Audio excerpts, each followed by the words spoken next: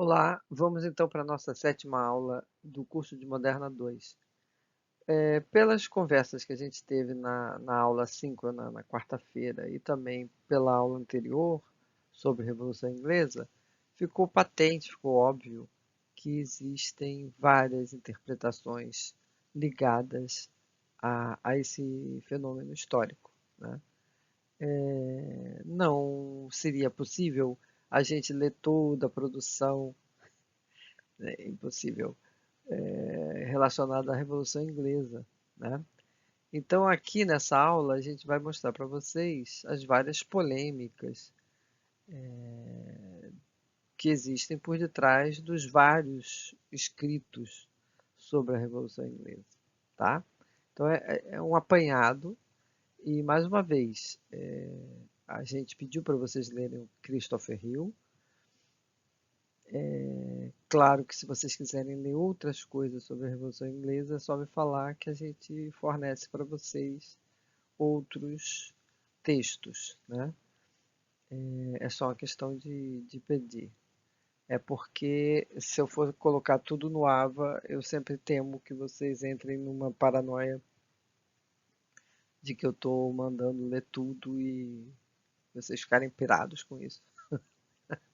Então, como eu não tenho esse objetivo, quero que vocês fiquem calmos e dependendo da demanda de cada um, é só me escrever, pedir que a gente fornece, tá? Vamos falar então um pouquinho sobre as várias polêmicas relacionadas à Revolução Inglesa ou revoluções inglesas. Bem, a gente tem aqui as perguntas essenciais envolvendo as revoluções inglesas ou a Revolução Inglesa, dependendo da abordagem que vocês quiserem dar. Vocês podem usar uma coisa ou a outra, né? Quais são as grandes questões? A gente já falou a primeira grande questão, já apresentou a vocês na aula passada, que é se é revolução ou revoluções, se é no singular ou se é no plural. Uma outra questão que surgiu durante a aula síncrona que nós tivemos na quarta-feira é se essa revolução é uma revolução burguesa e o quanto essas revoluções ou essa revolução foi laica, ou seja, foi um movimento apenas civil, ou se é uma revolução de caráter religioso, se tem envolvimentos religiosos.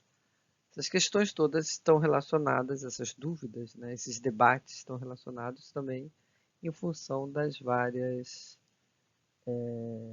formas de interpretar e as épocas em que foram produzidos os textos que a gente vai dar uma olhada agora nos próximos slides, nas próximas lâminas. Então vamos ver como é que isso fica.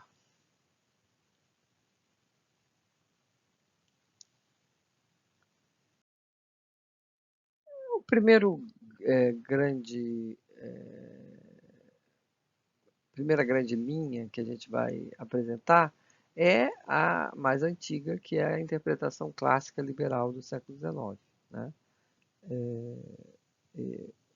Os pensadores, os intelectuais, os historiadores do século XIX vão se debruçar, vão estudar o assunto Revolução Inglesa ou Revoluções Inglesas dentro desse aparato de reflexão liberal que o século XIX produzia na cabeça deles, né? E aí a gente vai começar apresentando o Samuel Gardner.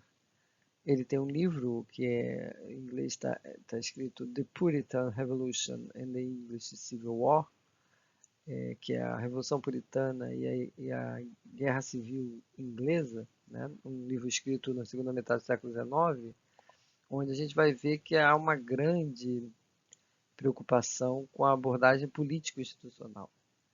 Então, para o Gardner, a ruptura do pacto entre a monarquia e o parlamento inglês com a chegada dos Stuarts ao poder é uma das razões primordiais para a gente entender a Revolução, né? Esse pacto é aquilo que a gente estava falando na aula de quarta-feira. É uma perspectiva que o parlamento tinha de que o rei tinha direitos e deveres. E ao não assumir essas prerrogativas, né, os Stuarts arriscaram, especialmente o Carlos I, esse pacto, né, entre o rei e o parlamento. E isso então será um motivo fundamental para a revolta, né? Também um outro elemento que ele leva em conta e que é interessante de notar é que ele diz que há uma indecisão da coroa no campo religioso. Isso tem a ver com aquilo que também falávamos na quarta-feira, né? Que a, os Stuart eram de origem de uma família de origem escocesa e católica e nunca se sentiram muito à vontade, né, no papel de líder da Igreja Anglicana. Essa contradição, que no caso do Carlos I ficou muito evidente, depois, lá mais tarde, na Revolução Gloriosa, a gente vai ver a mesma coisa no caso do Jaime II, né? Quando há uma clara sinalização de que o catolicismo poderia vir a ser novamente uma religião de Estado, né? Isso também seria um elemento lá na Guerra Civil e, como a gente pode ver, também na própria Revolução Gloriosa, né? E o conceito de Revolução Puritana, que é uma marca do Gardner, porque ele gosta de enfatizar que, na verdade, o grande protagonista dessa revolta, dessa revolução, dessa tomada de poder, são os puritanos, que habitavam o parlamento, né? E, portanto, a oposição ao rei no parlamento, e, portanto, ao usar esse termo, ele está designando quem é o grande protagonista dessa história, né? Agora, é muito bonito, as explicações são muito interessantes e eu uso muitas delas, né? Mas eu vou deixar aqui uma pergunta para quarta-feira para a gente conversar. Qual é a crítica que vocês fariam a esse modelo apresentado pelo Samuel Gardner?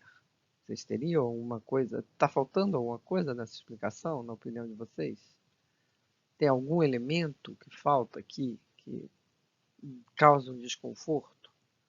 A gente conversa na quarta-feira sobre isso. Vamos deixar o suspense. Um outro historiador liberal, que também vai fazer uma produção interessante, é o Richard Toney. Ele, por outro lado, vai enfatizar a questão das mudanças sociais e a questão religiosa, né? Então ele acha que a questão agrária do século XVI vai estourar lá no século XVII, né? Causando as condições para a Revolução Inglesa, ou as revoluções inglesas, né? E que seria isso? Seria aquela gentry dinâmica, aquela pequena nobreza que a gente já falou na quarta-feira, mais progressista, mais ligada a uma lógica da dinâmica capitalista, né? Um campesinato próspero, ou seja, os yeomen ou a yeomanry, que a gente já tinha falado para vocês também na quarta e na aula passada, com a contradição óbvia dos camponeses despossuídos, aquela massa de pessoas que não tinham como sobreviver, né? Então essa tensão entre um grupo social ascendente e próspero e enriquecido com uma grande quantidade de pessoas vivendo em situação muito próxima da miséria ou da própria miséria, né? É, ele vai ter uma ligeira mudança nas edições de 1912 e 1926 da obra dele, ou seja, do iníciozinho do século XX, que aí ele vai alinhar um pouco com o pensamento weberiano, com o pensamento do Weber, né? Ele vai associar o surgimento do capitalismo e a religião protestante anglicana ou puritana, ou seja, o protestantismo e a ascensão do capitalismo. Então ele vai agregar o pensamento weberiano a essas suas reflexões, né? E vai, portanto, trabalhar nessa ideia do puritanismo, ou seja, de mais uma vez ressaltar o protagonismo dos puritanos, e vai dizer que há uma consciência burguesa. Não é propriamente a burguesia, mas temos sim já uma consciência burguesa que seria alimentada por todo esse sistema que já se desenhava desde o século XVI na Inglaterra. E aí a gente vai fazer a mesma coisa do slide anterior. A gente vai perguntar para vocês: qual a crítica que vocês fariam a essa interpretação? Mais uma vez, falta alguma coisa aqui? Vocês teriam alguma coisa a dizer, acrescentar a esse tipo de interpretação? Mais uma vez, vamos deixar o suspense para a próxima aula. Superando a visão liberal, a gente vai para a visão marxista, né?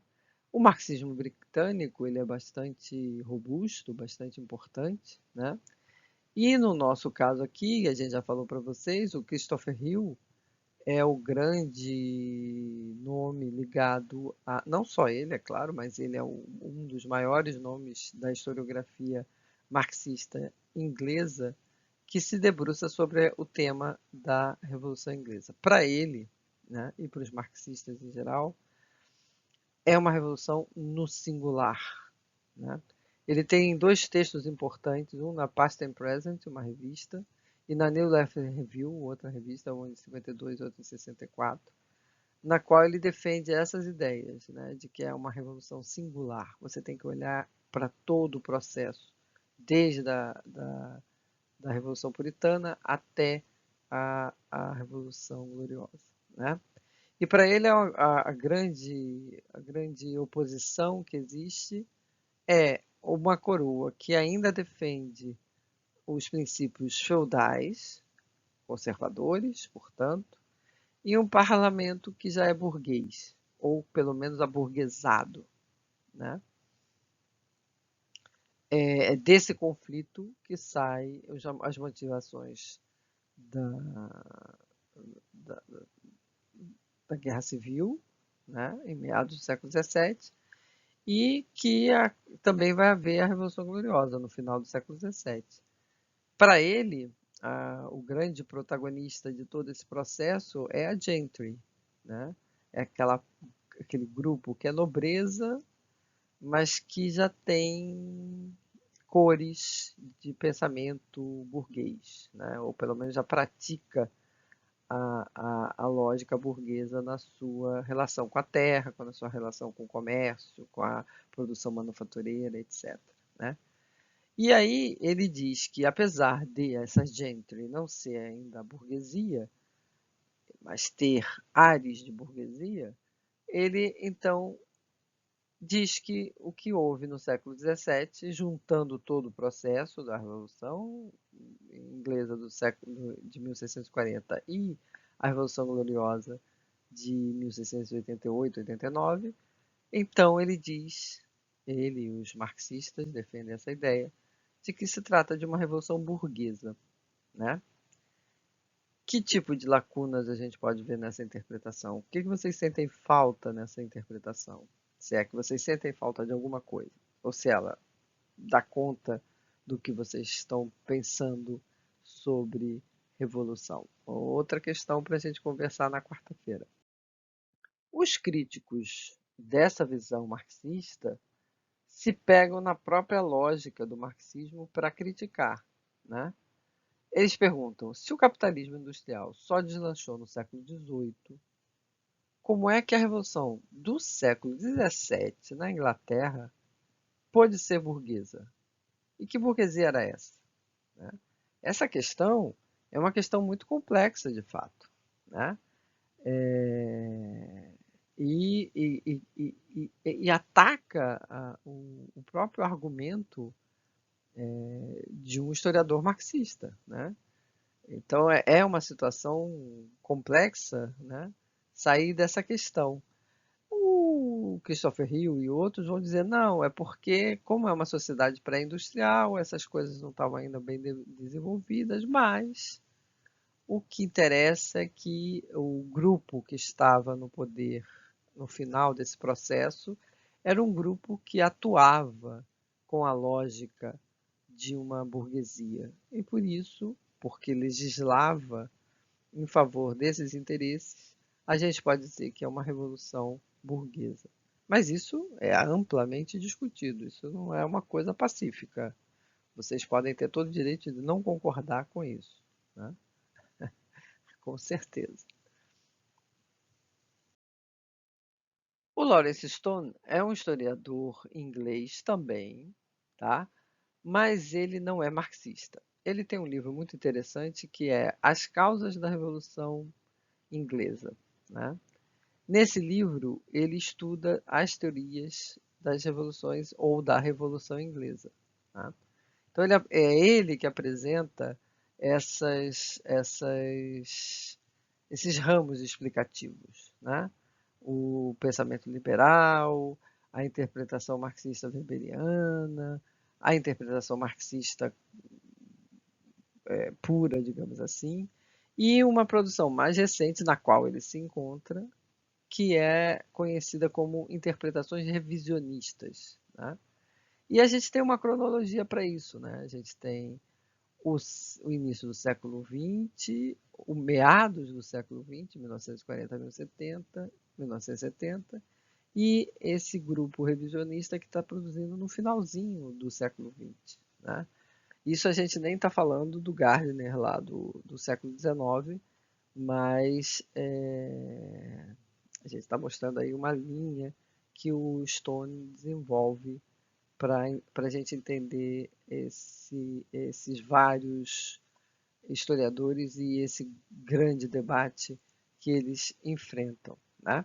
Então ele elege alguns nomes, o Richard Tone, para o caso da interpretação weberiana. Para os marxistas, ele escolhe o Christopher Hill, o Maurice Dobb, o Eric Hobsbawm e o Perry Anderson, né, para analisar. E as interpretações revisionistas, entre outros, ele estuda o Trevor Hopper, o Lawrence Stone, ele mesmo se apresenta, né, como defensor de uma necessária revisão sobre o debate das revoluções inglesas, e o Hexter. Tá? A gente vai ver outros nomezinhos ainda, mas são esses basicamente o que o Lawrence Stone apresenta nesse livro, As Causas da Revolução Inglesa. Aliás, se alguém quiser, eu tenho em PDF.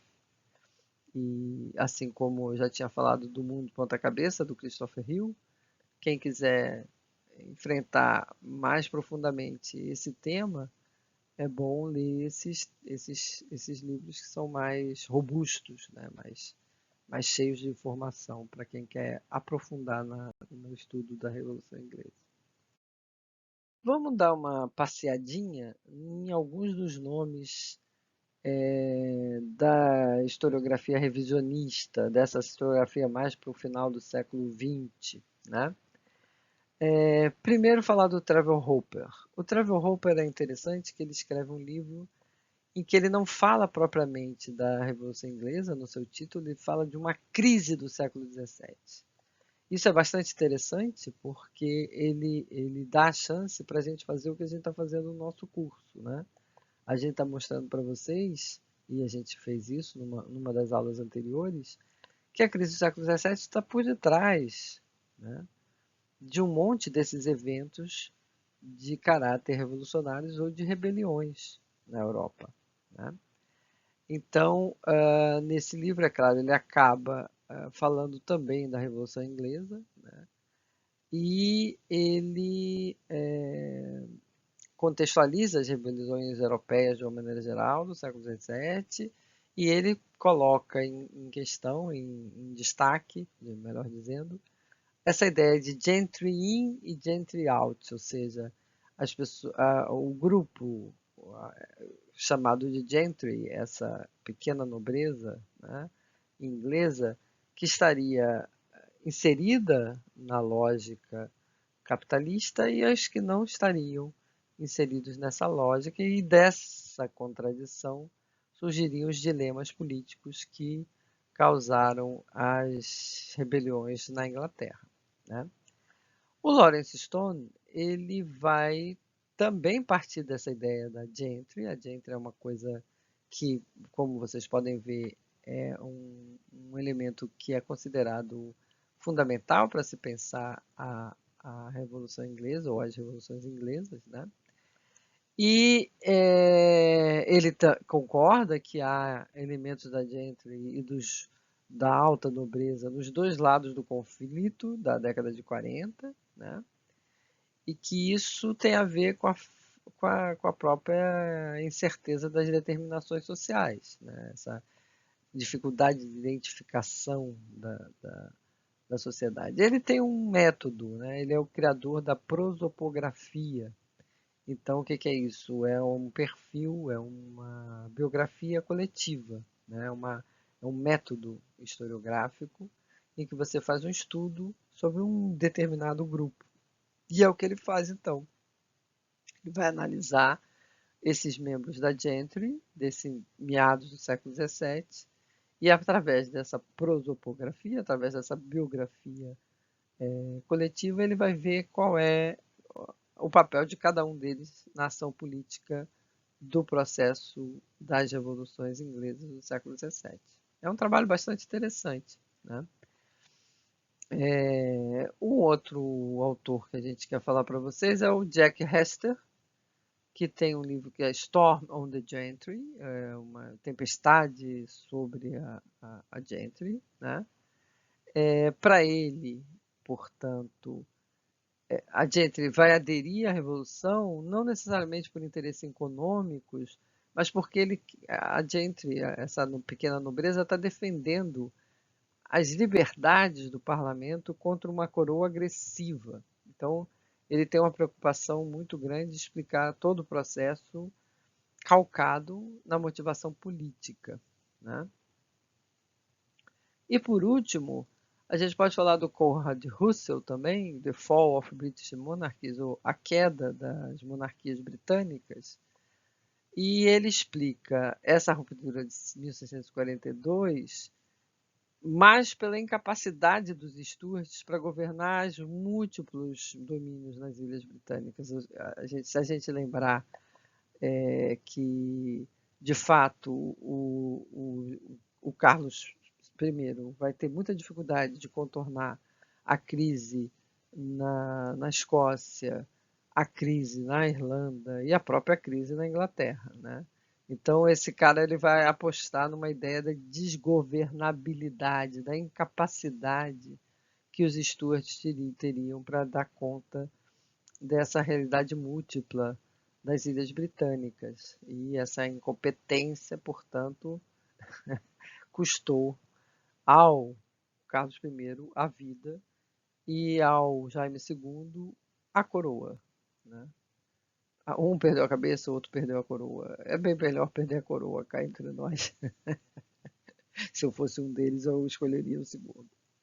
Bom, o que vai acontecer, que a gente percebe nessa historiografia revisionista, é que existe uma grande valorização, uma ultra-revalorização do político institucional, né? A gente vê quase nenhuma referência à questão religiosa, por exemplo, né? Até pode haver alguma referência à questão econômica, mas a religião parece que não existe para esses caras, né? É uma coisa muito impressionante, né? Nessas leituras que são mais de caráter político-institucional dessa historiografia mais recente, mais do final do século XX. A gente, então, tem algumas perguntas para fazer a partir dessas reflexões que a gente apresentou aqui na aula até agora, né? Agora, muita coisa a gente vai ter que aprofundar lá na quarta-feira, né? A gente só vai aqui pincelar algumas possíveis respostas, mas a gente na quarta, então, tenta afinar melhor as compreensões das coisas. Primeira pergunta: revolução no singular ou no plural? E a resposta seria: para os marxistas, se você for um marxista, você vai responder essa pergunta como sendo no singular. Para você, se você for um marxista, esse evento é um evento único, né? Único desde o seu início, desde a década de 40 até o final da década de 80 do século 17, né? Já para os revisionistas, a gente vai ver que não, que na verdade a Revolução Inglesa tem que ser vista no plural, porque eles não percebem de jeito nenhum uma identidade muito grande entre o que está acontecendo em meados do século XVII e o que aconteceu na Revolução Gloriosa, lá mais para o final do século XVII, né? Então, para eles, são outros atores políticos, são outras motivações, tem descontinuidades profundas, não é mais o mesmo parlamento, o parlamento de meados do século XVII não é o mesmo do final do século XVII. Muita água rolou por debaixo daquela ponte, com o protetorado do Cromwell, com a restauração dos Stuarts, com o próprio reinado do Carlos II, que foi bastante proveitoso, digamos assim. Então, para esses historiadores, não dá para dizer que é uma coisa só, né? E aí vocês vão perguntar: o que eu faço, professora, de que lado eu fico? Não importa, você escolhe um lado e defende. Ou então faz como eu, ficou apresentando os dois para todo mundo escolher o que querem, né? Mas você pode fazer também uma opção, não tem problema nenhum. É só uma questão de estilo, né? A segunda pergunta: é uma revolução burguesa ou não, né? E aí a resposta é a mesma, na mesma toada que a gente está fazendo da pergunta anterior, né? Para a interpretação marxista, sim, ela é uma revolução burguesa. Então, se você for marxista, você vai fechar com Christopher Hill, só gente boa, veja bem. Christopher Hill, Perry Anderson, Hobsbawm, só gente das quebradas, né? Agora, a crítica ela tem que ser levada em conta, né? Porque de fato, se você é um marxista, né, o conceito marxista é fundamental o conceito de classe, consciência de classe, né, que está associada à ideia de economia capitalista. Então, a burguesia ela é o grande agente transformador, por isso que tem a Revolução Burguesa, né? Então, como é que você pode ter uma revolução burguesa se a burguesia não chega ao poder? Essa é a grande crítica que os críticos dessa interpretação marxista fazem. E a gente tem que concordar que é um bocado desconfortável, de fato, né? E a chave da questão, eu acho que está na própria crítica, né? Que diz que é uma sociedade pré-industrial, né? Essa Inglaterra do século XVII. E é isso, é por isso, né? Por essa dificuldade de não ser ainda uma sociedade industrial, é que a consciência da burguesia ainda não é clara. E ela pode estar, portanto, espalhada, né, por outros entes sociais. Eu acho que é isso que os marxistas querem dizer quando eles falam que, por exemplo, a gente progressista ela tem uma lógica e uma prática de atividades burguesas, de lógica capitalista, né? Mas é facilmente derrubável esse argumento, né? Então é de fato uma discussão que vai demorar muito tempo para ser resolvida. E volto a dizer, a grande solução é você tomar um partido, né? Ou então não, ou então mostrar as contradições de todos e indicar qual é o problema de cada um, né?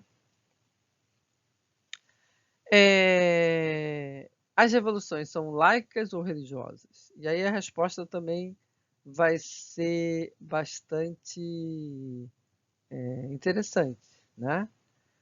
Você tem que perceber que as duas coisas estão ligadas, né? O século XVII, essa dimensão da separação do laico do religioso ainda não é muito aprofundada, né?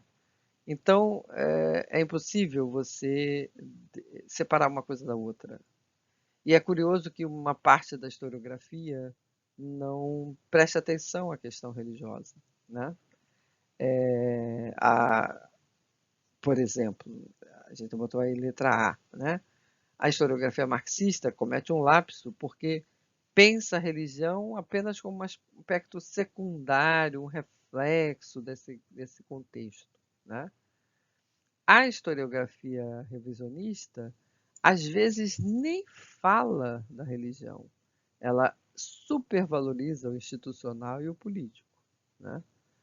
E a gente vai ver que a historiografia mais clássica, do Gardner e do Tawney, é que tentam esse equilíbrio que valoriza as duas dimensões, a dimensão religiosa e a dimensão laica, né, das revoluções.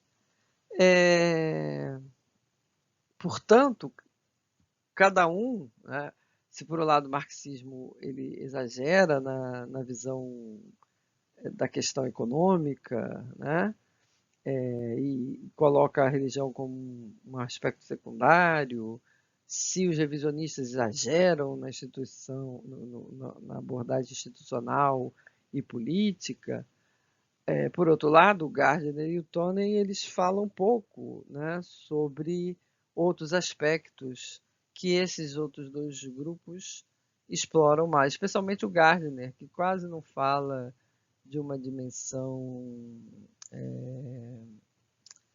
mais dinâmica, talvez, né?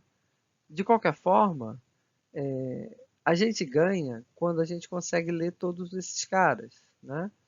Porque a gente pode aproveitar cada uma das interpretações e tentar fazer um quadro mais próximo possível dos acontecimentos lá no século XVII. Mas todas as interpretações, como a gente pode ver, elas sofrem a possibilidade de crítica, né? E as perguntas que a gente desenvolveu aqui ao longo da aula, elas vão ser repetidas na nossa aula presencial na quarta-feira, tá bem? Para que justamente a gente possa desenvolver algumas reflexões. E é importante que vocês acabem de ler o Christopher Hill para a gente poder falar um pouco mais sobre as dúvidas que vocês tiverem daquilo que ele escreve, que ele descreve a sociedade inglesa melhor, o tipo de relação no campo e assim por diante. São coisas importantes que vocês devem e provavelmente precisarão perguntar na aula de quarta-feira, tá bem? Mas por enquanto a gente fica aqui, a gente para, é uma aula até curta, a gente conseguiu fazer em meia hora essa aula, mas ela é uma aula muito rica, porque ela está cheia de informações e de muita coisa que vocês sequer vão ler, a não ser que vocês peçam para a gente partilhar com vocês alguns livros, né? Quem for ficar só com essa aula e com a leitura do Christopher Hill, é bom prestar bastante atenção na discussão da quarta-feira e trazer suas dúvidas para a aula de quarta-feira, tá bem? Então, até quarta, vamos lá ver como é que a gente desenvolve esse método diferente aqui de aula cheia de perguntas que eu não vou responder e sim vocês. Vamos ver se funciona. Tchau.